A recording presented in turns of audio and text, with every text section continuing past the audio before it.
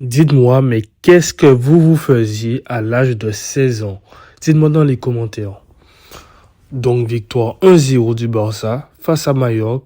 Et pour commencer, on va parler de Lamine Yamal, bien évidemment. Donc, Lamine Yamal, qui es-tu? Est-ce que vous vous rendez compte que le gamin, il n'a que 16 ans et il est impliqué dans plus de 13 buts cette saison? Et c'est sa première saison en pro. Est-ce que vous voyez les buts qu'il met? Ce ne sont pas des tapines ordinaires, mais des enroulés qui me rappelleraient presque Messi. Je suis aussi énormément content de ce qu'il apporte, bien évidemment. Mais ce n'est pas normal qu'un gamin de 16 ans porte cette équipe à bout de bras. Alors qu'à côté, les autres ne prennent pas leurs responsabilités, en fait.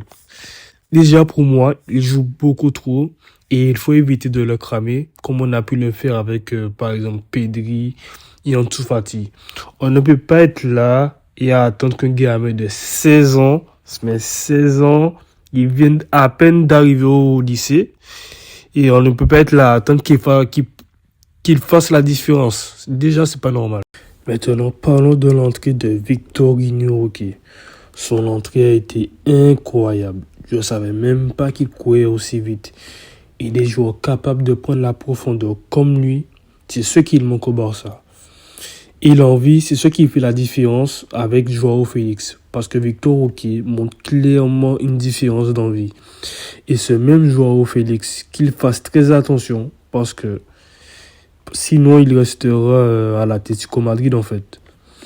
Je ne comprends toujours pas pourquoi Roque n'a pas beaucoup plus de temps de jeu. Moi, je l'avais dit avant le match que Roque il aurait dû débuter avant même Marguilhou. Xavi ne prend que des mauvaises décisions et j'ai l'impression qu'il a une allergie, je sais pas, mais aux bonnes décisions. Lewandowski aussi a fait une bonne entrée. En ce moment, il fait son taf. Depuis que Xavi a pris la décision de partir, il a été élu meilleur joueur du mois de la Liga et être remplaçant a dû lui faire du bien, je pense.